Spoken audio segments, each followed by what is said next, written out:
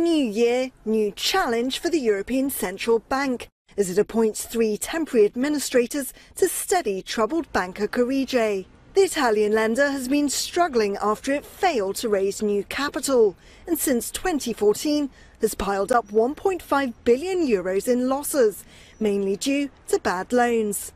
But analysts say that's also partly down to the lessons that were not learnt from Italy's last financial crisis.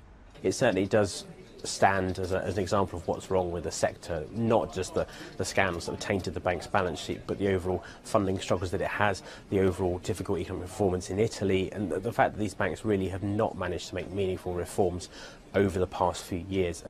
Last month, Italy's 10th largest lender failed to win shareholder backing for a €400 million share issue, and the majority of board members resigned. The bank's biggest shareholder, the Malacalza family, who own a 27.6% stake, blocked approval of the latest cash call, plunging the bank into a fresh crisis. Analysts say that although Italy has put its row with Brussels over its deficit-busting spending plans on the back burner for now, Carige and others still look vulnerable.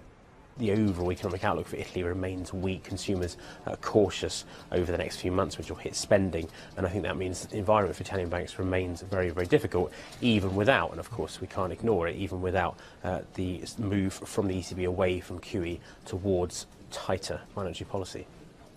The European Central Bank has told Carige to complete its capital strengthening plan and seek a merger with a stronger partner. But on Wednesday, one of its temporary administrators said no merger was in sight.